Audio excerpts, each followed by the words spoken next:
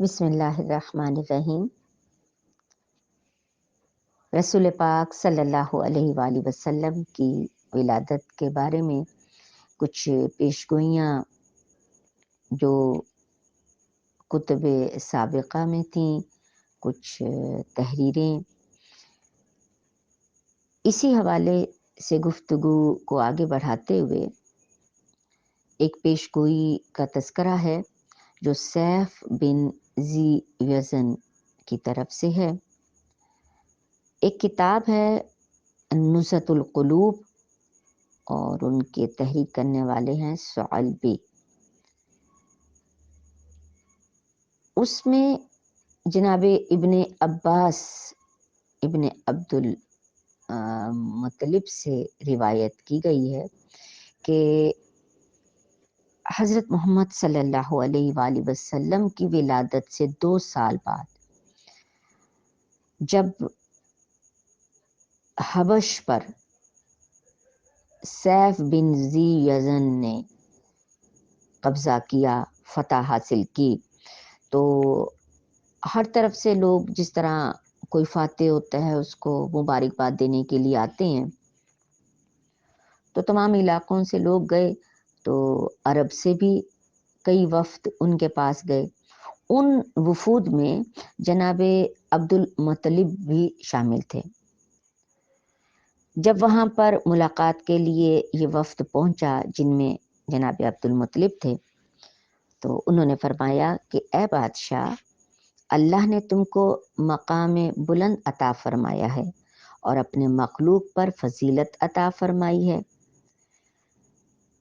अब अपनी भी तारुफ करवाते हुए, अपने वफ़द का अपना तारुफ करवाते हुए उन्होंने कहा कि हम लोग हरम खुदा के बाशिंदे हैं, यानी हम वहाँ से आए हैं आपको मुबारकबाद देने के लिए। हम लोग हरम खुदा के बाशिंदे हैं और इस घर के मुहाफिज हैं, यानी वो जो घर है अल्लाह का उसके हम मुहाफिज हैं, मुबारकबाद देने आए हैं। अब वो जो फातेह था सैफ, उसने आपका नाम पूछा, तो आपने फरमाया कि मेरा नाम अब्दुल मुत्तलिब है।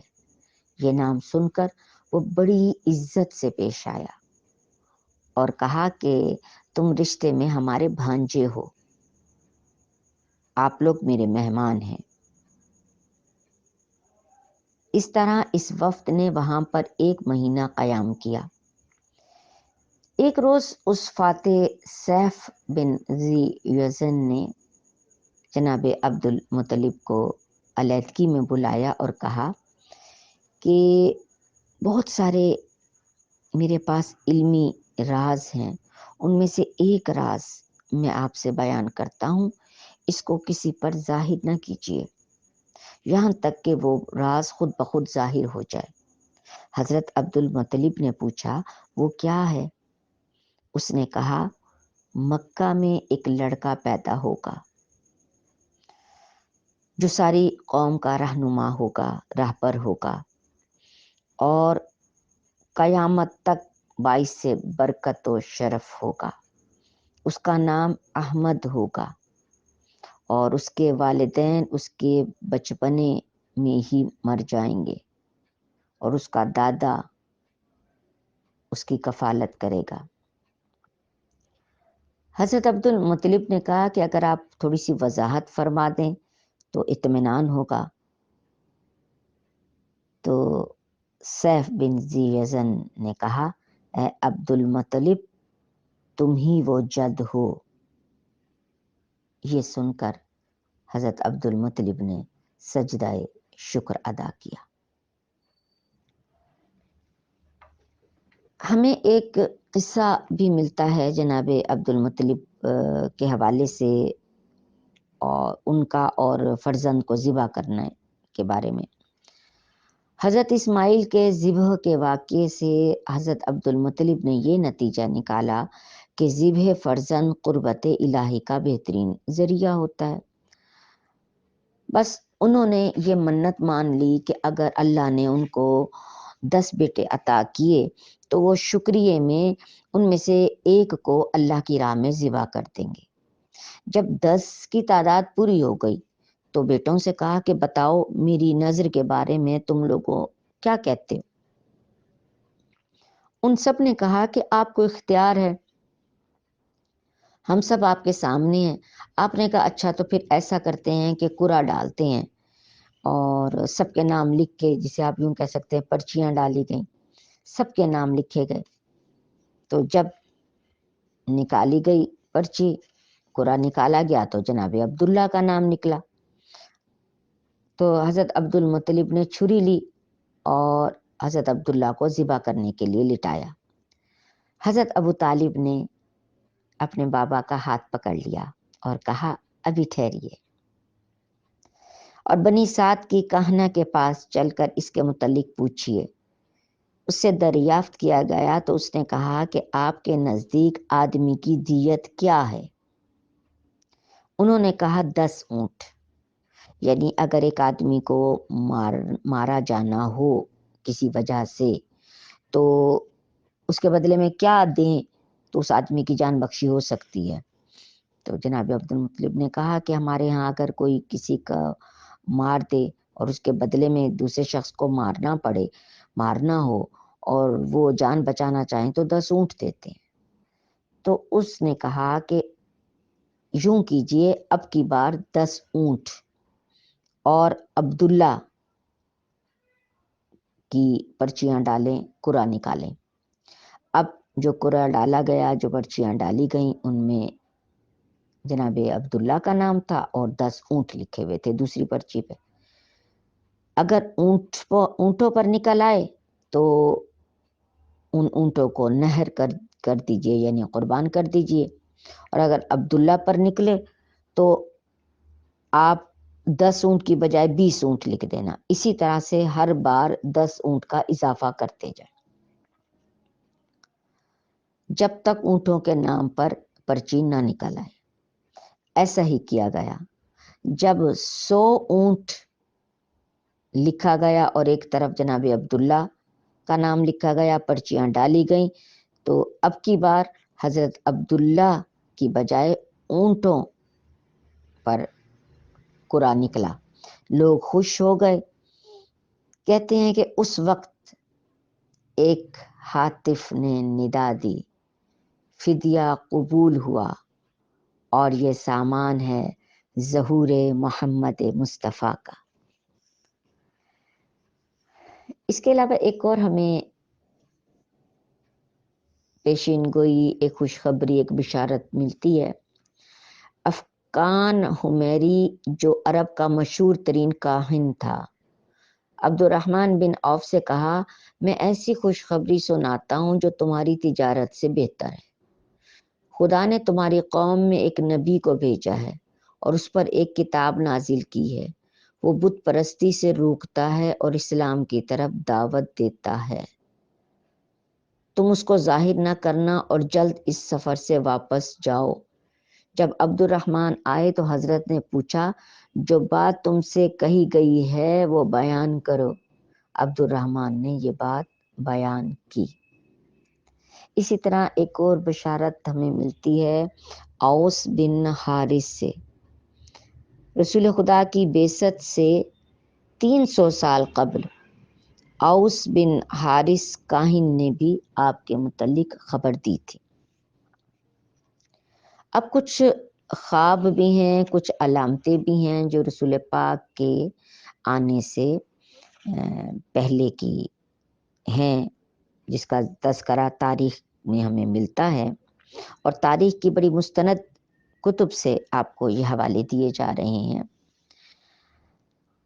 خرگوشی نے شرف النبوت میں لکھا ہے کہ ابو طالب سے روایت ہے کہ حضرت عبد المطلب نے خواب میں دیکھا کہ ایک درخت ان کی کمر پر، ان کی پشت پر اگا ہوا ہے، جس کی چوٹی آسمان تک ہے اور اس کی شاخیں پھیلی ہوئی ہیں، پورے آسمان تک شاخیں پھیلی ہوئی ہیں، اور اس کی روشنی سورج کی روشنی سے بھی 7 گنا زیادہ ہے، اور ہر طرف کے لوگ یعنی عرب ہوں یا عجم ہوں وہ سجدہ کر رہے ہیں، اور قریش کا ایک گروہ ہے جو اس درخت کو کاٹنے کا ارادہ رکھتا ہے۔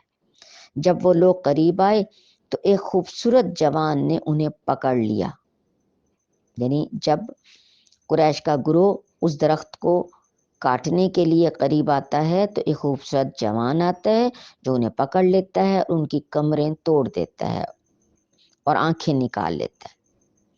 حضرت عبد المطلب نے یہ خواب قریش کی کاہنہ سے بیان کیا۔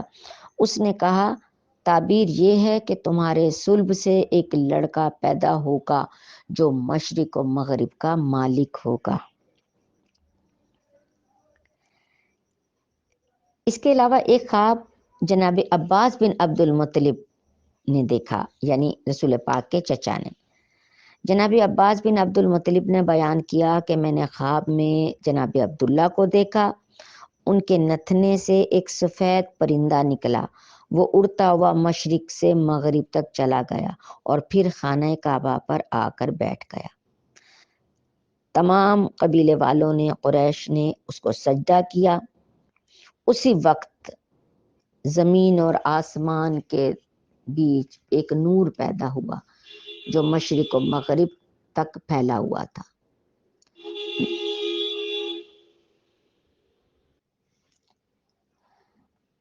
بنی مخزوم کی کہانہ سے تعبیر پوچھی تو اس نے کہا کہ عبداللہ کے صلب سے ایک لڑکا پیدا ہوگا جو مشرق اور مغرب کے لوگوں کو اپنا مطیع بنا لے گا، وہ اس کے تابع دار ہوں گے۔ جناب عبد المطلب نے ایک اور خواب دیکھا کہ ان کی پشت سے، کمر سے ایک سفید چمکتی زنجیر نکلی جس کی 4 طرفین تھیں، یعنی 4 سائیڈز تھیں۔ ایک کنارہ مشرق میں پہنچا، دوسرا مغرب میں، ایک سرا آسمان سے جا ملا اور دوسرا زمین کے اندر چلا گیا، پھر وہ نور سمٹ کر ایک درخت بن گیا جس کی شاخیں پھولوں سے لدی ہوئی تھیں اور مشرق و مغرب تک چھائی ہوئی تھیں۔ ایک نور ان سے نکل رہا تھا، تو فرماتے ہیں کہ میں اس درخت کے نیچے بیٹھا ہوا تھا اور میرے مقابل 2 آدمی تھے، یعنی نوح اور ابراہیم، جو اس درخت کے سائے میں تھے۔ یہ واقعہ کاہن سے بیان کیا گیا تو اس نے حضرت کی ولادت کی بشارت دی۔ اب ایک اور پیشن گوئی ہمیں ملتی ہے سفتی نام کے ایک شخص ہیں، ان کی طرف سے۔ کسریٰ نے نعمان بن منذر کو لکھا کہ کسی عالم کو بھیجے۔ اب اس نے عبد المسیح بن تغلبہ غامی کو بھیجا۔ کسریٰ نے ایک خواب جو تھا وہ بیان کیا اور کہا کہ مجھے اس کی تعبیر چاہیے۔ اس نے کہا ملک شام میں میرا ماموں ہے، ستی کاہن ہے، وہ بتا سکتا ہے۔ اس نے کہا جا کر اسے لے آؤ۔ عبد المسیح جب وہاں پہنچا تو ستی پر نزع کا عالم طاری تھا۔ جب آنکھ کھولی تو عبد المسیح سے کہا تجھے بادشاہ نے ایک خواب کی تعبیر مجھ سے پوچھنے کے لیے بھیجا ہے، جس میں اس نے یہ دیکھا ہے کہ اس کے محل میں زلزلہ آیا ہے اور آتش خانوں کی آگ سرد پڑ گئی ہے۔ آپ یقیناً جانتے ہیں کہ کسریٰ کون سا بادشاہ کہلاتا تھا؟ ایران کے بادشاہ کو کسریٰ کے لقب سے پکارا جاتا تھا۔ تو اسی حوالے، کیونکہ وہاں پر آتش پرست لوگ تھے، آگ کی پوجا کیا کرتے تھے، تو اس بادشاہ نے یہ خواب دیکھا تھا کہ اس کے محل میں زلزلہ آ گیا ہے اور آتش خانے کی آگ جو ہے ٹھنڈی ہو گئی ہے۔ تو ستی نے عالم نزا میں بھی، وہ چونکہ جانتا تھا اس بات کو، اس نے عالم نزا میں بھی یہ بات کہی اور کہا اے عبد المسیح، اس نے یہ خواب دیکھا ہے تو وہ وقت آ گیا ہے کہ سادہ جھیل خشک ہو جائے اور آتش کدہ فارس یعنی ایران کا آتش کدہ اس کی آگ بجھ جائے۔ یہ علامت ہے ظہور نبی آخر الزماں کی۔ زہری نے روایت کی ہے کہ اللہ کا ایک فرشتہ کسریٰ کے پاس آیا اور کہا اسلام قبول کرو ورنہ اس سلطنت کو وہ توڑ دے۔ اس نے کہا ٹھہر ٹھہر، فرشتہ چلا گیا۔ اس نے اپنے دربانوں سے کہا کہ اس شخص کو کیوں آنے دیا؟ انہوں نے کہا ہمیں تو خبر ہی نہیں کہ کدھر سے آیا۔ اگلے سال فرشتہ پھر آیا اور وہی کہا، تیسری بار پھر آیا اور وہی کہا۔ اس نے کہا، بادشاہ نے کہا ٹھہر ٹھہر، فرشتے نے عصا توڑ دیا اور چلا گیا۔ کہتے ہیں چند روز بعد اس کے بیٹے نے اس پر حملہ کیا اور اسے قتل کر دیا۔ ایک یہ بھی ہمیں ملتی ہے کہ نبی کی آمد کے بارے میں کہ وہ جب دنیا میں تشریف لا رہے تھے تو اس سے پہلے ایک بہت بڑا واقعہ ہوا تھا کہ جب ابرہہ ہاتھیوں کو لے کر کعبہ گرانے آیا تو جناب عبد المطلب اس سے ملے اور ان کے جو اونٹ اس کی فوج نے پکڑ لیے تھے ان کو چھوڑنے کے لیے کہا۔ تو ابرہہ نے کہا تم اپنے اونٹ تو مانگ رہے ہو اور اس گھر کے متعلق کچھ نہیں کہا جس کے ڈھانے کے لیے میں آیا ہوں۔ جناب عبد المطلب نے بڑی خوبصورت بات کہی، انہوں نے کہا میں اونٹوں کا مالک ہوں، اس گھر کا جو مالک ہے وہ خود اس کی حفاظت کرے گا۔ ابرہہ نے اونٹ واپس کر دیے۔ حضرت عبد المطلب قریش کے پاس آئے اور حال بیان کیا اور کعبہ کی زنجیر پکڑ کر خدا سے دعا مانگی۔ اس وقت ایک نور ظاہر ہوا۔ آپ نے قوم سے فرمایا اب اپنے گھروں کو جاؤ، قسم خدا کی میری جبین سے یعنی میرے ماتھے سے یہ نور ظاہر ہوا ہے، میں نے فتح پائی ہے۔ اس وقت بھی وہی کیفیت ہے۔ آپ کو دیکھ کر ہاتھی نے سجدہ کیا، فرمایا اے محمود، ہاتھی نے سر ہلایا، فرمایا تو جانتا ہے تجھے کیوں لائے ہیں؟ ہاتھی نے سر ہلا کر کہا نہیں، فرمایا اس لیے لائے ہیں کہ تیرے رب کا گھر گرائیں، تو ایسا کرے گا؟ اس نے سر ہلا کر کہا نہیں۔ اور پھر ابرہہ کے ساتھ جو کچھ ہوا، اس کے ہاتھی والے لشکر کے ساتھ کیا ہوا، ہاتھیوں نے کس طرح اپنے ہی سواروں کو کچل ڈالا، یہ بھی ایک نشانی تھی۔ عرب کی ایک خاتون بنت مرا تھی۔ ایک روز حضرت عبداللہ اس کی طرف سے گزرے، اس نے کہا تم وہی ہو نا جس کے باپ نے اس کا فدیہ 100 اونٹ دیے تھے؟ فرمایا ہاں۔ اس نے کہا اگر تم مجھ سے بیاہ کر لو تو میں 100 اونٹ نذر کروں۔ حضرت عبداللہ یہ سن کر وہاں سے چلے گئے۔ حضرت عبد المطلب نے ان کی شادی بی بی آمنہ سے کر دی۔ جب نور رسالت حضرت آمنہ کی طرف منتقل ہو گیا اور حضرت عبداللہ کا پھر اس راہ سے گزر ہوا تو وہی عورت کھڑی تھی بنت مرا، تو اسے توجہ نہ کی۔ آپ نے پوچھا اب تیری گرویدگی کیوں نہیں؟ اس نے کہا اب آپ کی پیشانی میں وہ نور نہیں جس کی خواہش تھی۔